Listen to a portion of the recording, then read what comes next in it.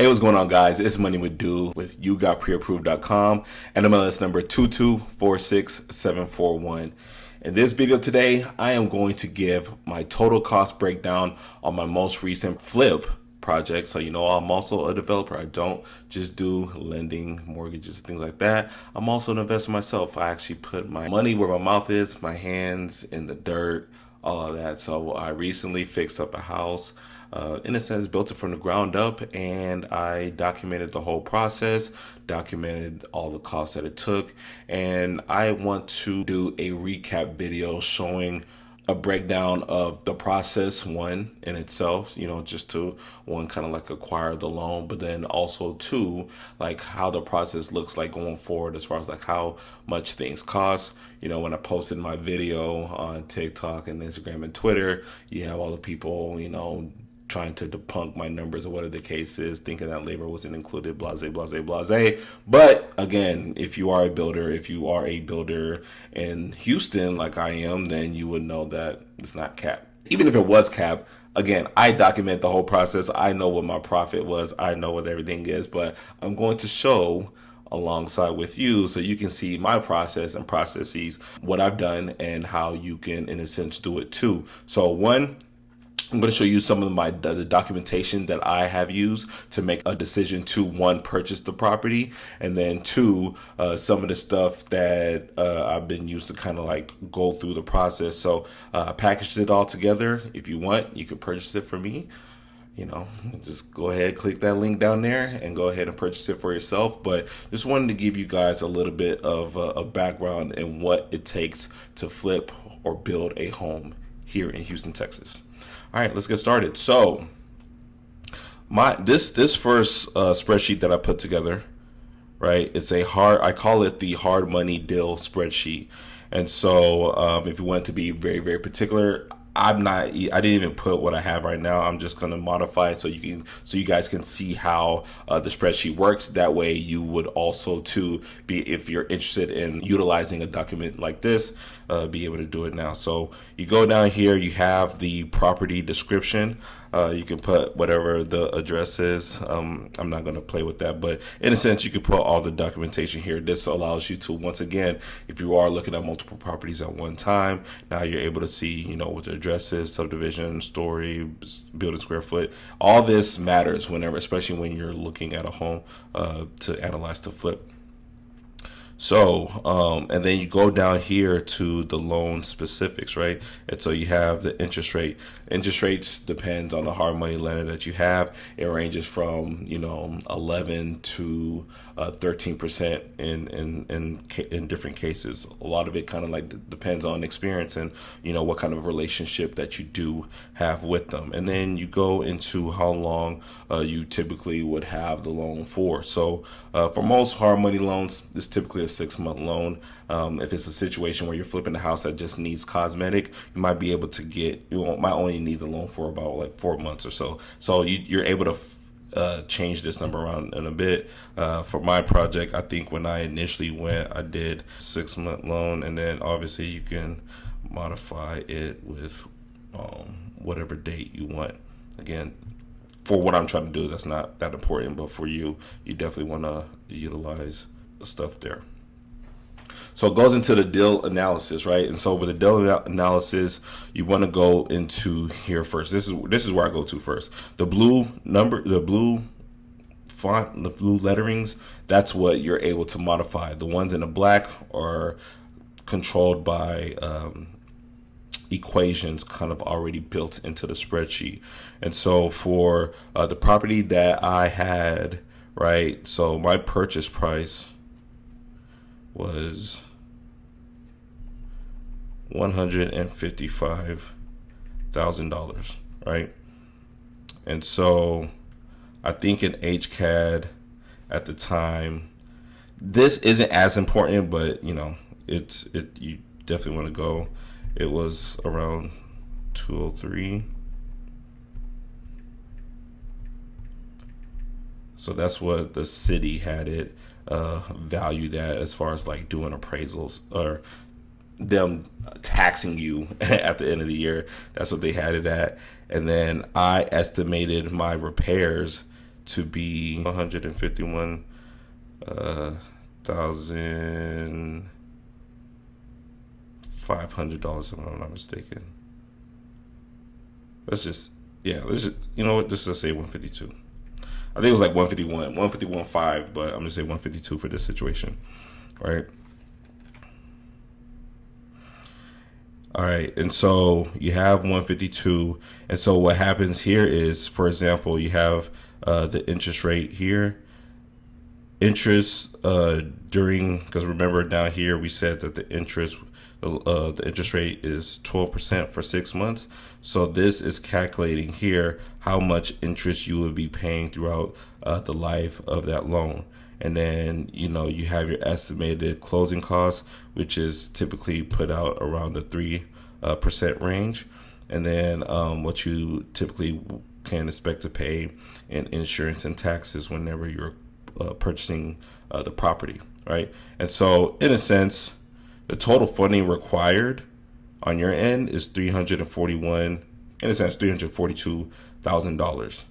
But what you're going to request from the lender, right, is in a sense your purchase price and your repairs. They're not going to let you build in, right, your interest, closing costs, and all that stuff. So you, in a sense, would have to come up with these dollars on your own, separate from the fee, unless, you know, you're able to, maybe if the numbers work for you, where you might be able to build it into the repair cost.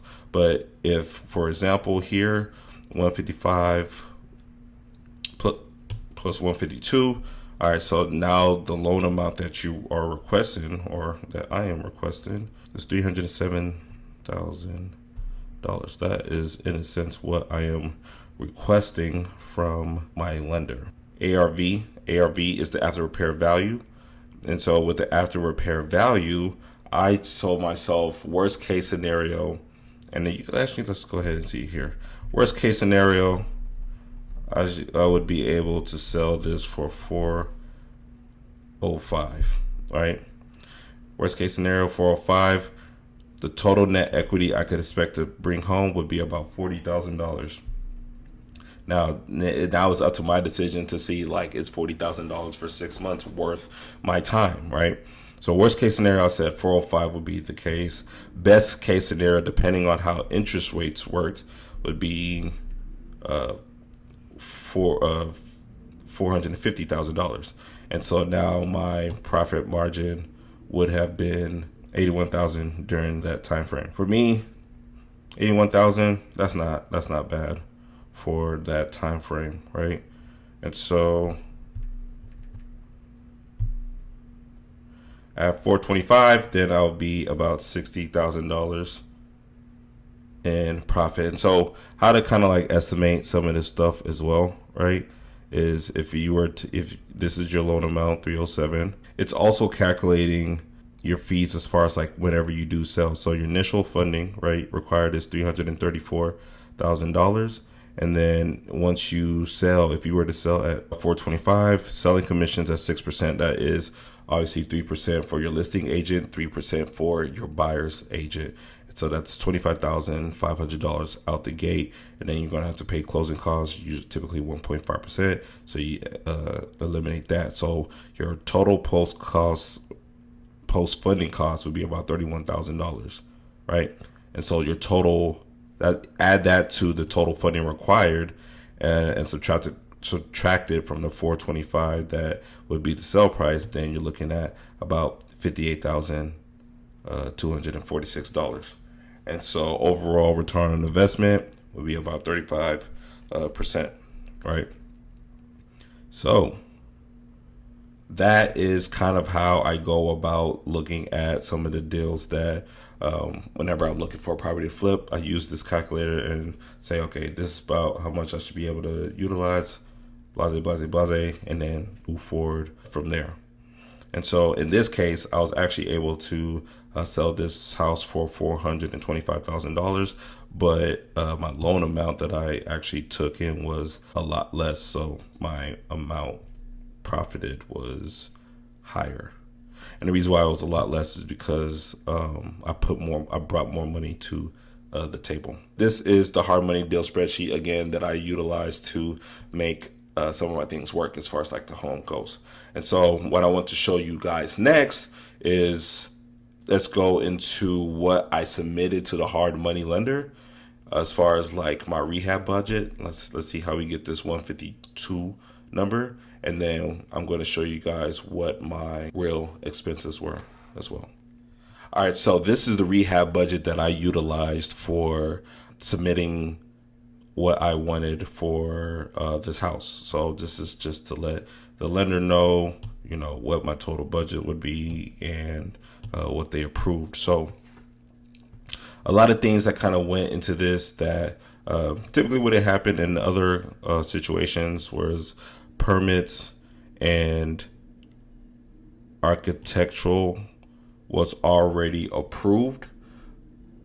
So that allowed me to save about $6,000 just because of how I acquired the property. Well, one, I knew the previous owner, and then two, the property was going into foreclosure. So some of the stuff was already done that I had privied information to. So things like the permits and the architecture and the plans have already been approved. So that had been taken care of already. Another thing that had been taken care of already as well was the foundation, which was $10,200. So out the gate, I saved almost $20,000 in regards to building the home. Again, that's the plans and the permits, right? Plans and the permits, and the foundation was already taken care of. And then for me, I estimated that it would be $5,100 to demo the existing home. And then it would cost me another $4,000 to call out for dumpsters. So, you're going to need like a 40-yard dump, 20-yard dump, 30-yard dump. So you just fill the dumpster with, the old wood from the home. They'll go ahead, take it away, swap it with a new dumpster. And so it costs about $4,000 that I estimated for that to be done. So I'm going to go down this breakdown, and then I'm going to show you guys the numbers that were actually there. HVAC. So that is to do the complete job from roughing. So roughing is for them to, in a sense, reroute where everything's supposed to go in the house, right? And then trim, and then the condenser as well. So to do the complete job, I estimated it to be $7,500 just based off what my price was on a similar project a year before. And so, they kind of have it broken down even more, which HVAC, trim out, HVAC service and repair. So I kind of included all of that in one under HVAC rough, and I put that at $7,500. Same thing with electrical service. So even though I said it was $7,500, that was to be everything from pretty much new wiring for the rough stage, as well as the trim out stage, as well as the final stage. So electrical service, which includes rough, final, fixtures, I estimated it to be $7,500.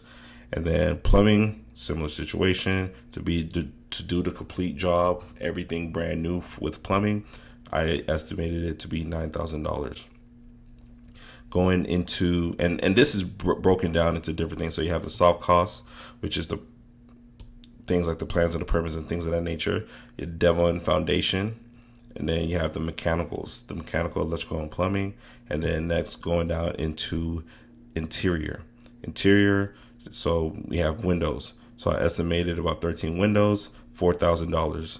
For the interior doors, I estimated about 13 total, $3,500. Interior trim, which included baseboards, closet shelving, window stools, $3,500. Insulation, which included inside the walls, inside the attic, and also the subfloor insulation, which is under the home. That was I estimated $3,500 for that to be done. Drywall, the full drywall, all the sheetrock and things of that nature, I estimated it to be $7,500. The interior paint, I estimated to be $7,000, but that would include the interior and the exterior of the home. The tile flooring, I put all of the flooring as far as like backsplash is included in this. So it includes all the flooring, the bathroom, the kitchen, and the bedrooms. I estimated it to be $17,000. I didn't do carpet, wood flooring. I mean, that's kind of like into the tile flooring. Kitchen countertops, I used quartz. I estimated it to be $2,800. Kitchen cabinets, builder's grade cabinets for the kitchen and the bathrooms. I estimated it at $5,000. Backsplash, again, that's included in the tile flooring area. Appliances, I did not include it, but I did have appliances, and I'll show that number later. And bathroom cabinets, again, included in the cabinetry. Vanity tops included in the countertops earlier. Shower tile, that's included in the tile flooring. And then the tub. So I had one freestanding tub in the primary bedroom, and I estimated it to be $1,000. I knew it wasn't going to be that much. That I could find it a little bit smaller, but when you do a lot of these projects, you kind of want to build in a little bit of a cushion for yourself, just because there are going to be unforeseen things that pop up. So I put in $1,000. Door and cabinet handles, so the doorknobs, the handles, the fixtures, things of that nature, I estimated it to be $1,500. Mirrors for both restrooms, I estimated $1,000. Shower glass for the primary bedroom, I estimated it to be 12. So shower glass would be it's the frameless shower. So the showers that they look really nice. They have an opening with the door and all that stuff. Like, you don't have like this steel frame. That's what I meant by the shower glass, and I estimated that to be $1,200. And then the fireplace, I always do an electrical fireplace in mine, so built in, I estimated it to be $500. And then going into the exterior, so a brand new roofing, 30-year shingles, I estimated it to be $7,000. Framing, complete framing of the home, including the addition, $24,000. The siding, was going to use hardy siding, estimated it to be $7,500. Exterior paint was already included. Exterior doors was already included indoors. There was no garage. There was no garage doors. Driveway, flat work. So I did do a black stone driveway with new grass, and that was going to be $6,200 estimated. Pressure wash, landscaping, didn't do anything of that. New wood decking, I built in a cost of $5,000.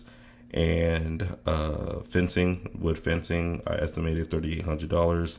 Rough clean, final clean, so just clean up the home, and at the end, I thought $1,000. And then the lattice to cover the foundation, because the foundation was raised up about a foot and a half, I believe. So just to have a lattice and make the bottom of the home look nice, I estimated it to be $5,000. So the whole thing there is about $151,600. And so going into what the actual cost was, and actually let me jump into this really quickly. So what I typically do is I have Excel spreadsheet that I have all my expenses. So in a sense, every single cost, anything that I spent money on for this project, I wrote it down. The day it happened, how I paid for it, the exact costs, comments just in case, all that's here. So you can see here, everything has been written down. Everything.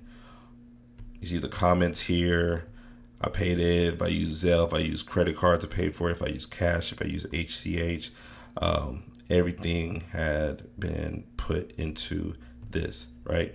And then here is where I also utilized some of that stuff. But you definitely want to have a spreadsheet where you itemize everything, because yes, you can do a situation where obviously you're putting everything on a card or something like that. So with a credit card that's maybe directly tied to this project, that helps. But even then, there's still times where you have to pay for cash or whatever the case is. So you definitely want to have everything lined out, so if there is a situation that happens going forward, or with accounting or anything like that, you know when it happened. You know when you paid it. You know how much you paid for it. You know how you paid for it, and there will be no confusion because everything is literally lined out here. You can see everything, everything. is here. So you definitely, this is something that you definitely want to do whenever you are doing a project. That way you're not confused, and it helps again with being able to plan out stuff kind of like going forward. The reason why my numbers, and you will see here, were as accurate as they were is because I had done this with a project that I did that's very similar to this a year before. And so I was able to use those numbers to be like, okay, I should be around this range, and then go from there. If I didn't have this already detailed, I would have just been pulling numbers out of my ass. And you don't really want to do that. You want to be as accurate as possible. So definitely want to utilize a spreadsheet like this that lets you know, just what you've been spending, and then just kind of go from there. Another thing that works too, just for you guys to see, is I did what was called a daily journal. So from the very get-go, every day, every other day, was something happened, I wrote down what was going on that day in a flip. This will be a game changer. And also, again, if you like to be in a situation where you wanted to tell a story, you wanted to show how you documented your process, what happened. A lot of stuff, things happen and you forget it. But when you write it down, you go back and you look over it, it's like, oh man, I forgot that this happened, or I forgot that happened. But now you're able to kind of like outline it and show people and tell people exactly what has happened. So this is something else that you also want to do, is just kind of like write down everything that has been going on. And this, again, helps you with future projects. One thing you want to do, especially when it comes to fixing up a home, is really just based off of project management. You want to be on top of everything. You want to be on top of people. You want to understand mistakes that has happened now, so you don't make those same mistakes again. So again, if you document how you did it, how you paid for stuff, how things were happening, what mistakes has happened, that next time you'll be able to maneuver over it, this is what you want to do. So make sure that you have a daily journal, right, that you're able to write down everything that's going on as well. Back to the rehab budget. So with the rehab budget, based off of the numbers that I had, so when we go demolition, whenever I got my framing quote, I got quoted $25,000 for the contractors to demo the existing structure, to get the lumber and material to build the existing structure, and to do the decking patio area for $25,000. And in that $25,000, again, labor is included. They will install the exterior doors when I purchase them, and they will install the windows when I purchase them. All that for $25,000. So again, when people were talking about, labor's not included, everything was included for $25,000. I demoed the existing structure, and I'm gonna show you the, cutaways of the home. Demo the existing structure. I was able to frame up the structure with new lumber. I was able to frame up everything with the addition, and I was also able to install the windows and the exterior doors, all for $25,000. So in that, demo, I didn't put anything there just because it was included in my $25,000. But with the trash and the dump, I estimated the $4,000 and ended up coming out to $3,171 for me to do the trash dump swaps throughout the entirety of the project. For the HVAC rough, to do the whole HVAC for the AC, for central heat and air, I estimated $7,500 and ended up being $8,800. And one of it is because this was a 2-story type of home, so that caused a little bit of the pricing to go up. And this actually ranges to where it could be as much. I was getting quotes where it's $16,000 and things like that. I'm not doing that. I'm seriously not doing that. But I was able to get a quality carrier air handler and just the whole unit for $8,800. So I was over budget. And another thing too, when it comes to hard money loans, so with the $7,500, if it's over like it was here, they're only going to give you $7,500 back once you complete it. And that's another thing too. You got to understand that while they may have approved the amount of $151,000, they don't give you the $151,000. You have to complete the work and then you ask for the reimbursement. So with the HVAC, for example, it was $7,500. I ended up having to, in a sense, come out of pocket $8,800, and they only reimbursed me $7,500. So I in a sense lost out at $1,300, right? That had to come out of my pocket. I was able to recoup that cost in other ways, but that's just something to kind of like understand. So I was over budget of $1,300 for the HVAC portion of the project. With the electrical, I estimated $7,500. It ended up being $8,300 to do the whole thing. Plumbing, I was $200 over budget, so I estimated $9,000. Ended up being $9,200. Actually, it would have been a little bit less, but there was a shower pan deal that I had to do that ended up costing me $300 more because I was actually able to negotiate it to be $8,900 initially. But either way, all in $9,200 for to do everything that was required for plumbing. And then going into the windows, so 13 windows, I estimated $4,000. It ended up being just at $3,000.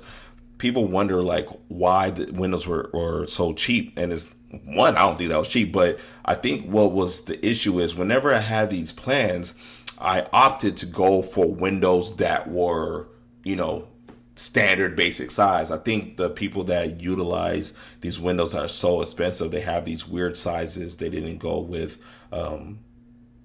they were just going with the top of the line type of material. I went with windows that were good quality. They were black windows. And I was able to buy it for a good price at Home Depot. I don't understand why that is so hard to understand. I'm assuming it's because the windows were custom, but I went with basic windows that would be able to be received quickly, purchased quickly, and received quickly. And it was $2,900. Or sorry, $3,000 all in. So I was able to actually save money from the budget in regards to the windows. Exterior doors, I ended up being over budget. I had to add more doors than expected.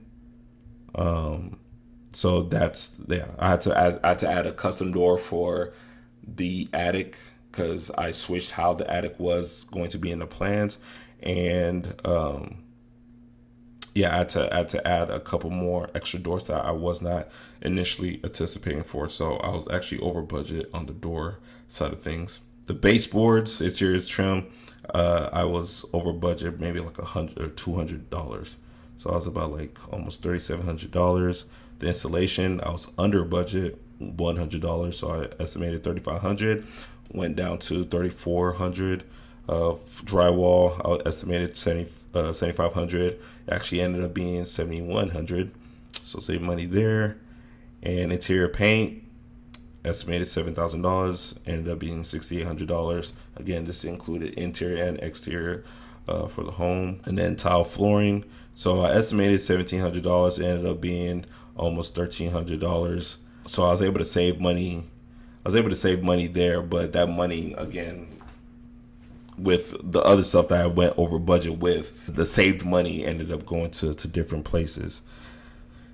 And I didn't go cheap either, as you can see by the project. It's very nice quality tiling and flooring that I used, but I was just able to save money in that way just because I knew on my last project it was about $17,000, and I did use a lot more expensive tiling, but again, I was able to kind of like save a lot of money this go around. With the quartz countertops, $2,800. I was over budget by $200. It just cost of material rose in the year time frame. Kitchen cabinets, it was $5,000. Budgeted $5,000. Ended up being about $4,000.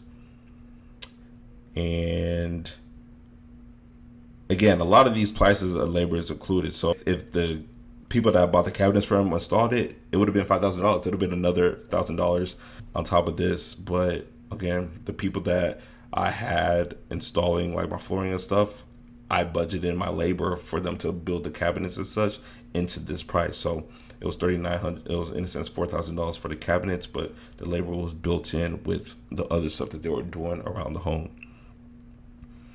Tub, estimated $1,000, ended up being $579. And again, for example, when you're wondering like the labor for that, the labor came in under the plumbing number at $9,000. So when it comes to the final and all that stuff, I had to purchase the tub, but they will install it. That's not a problem for them to install it. So That's kind of like where a lot of that labor came in. So it was only, in a sense, $600 that I had to pay for the freestanding tub.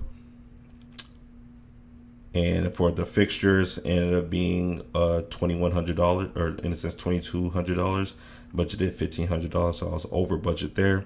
Mirrors, I was under budget. Estimated $1,000, and ended up being $611.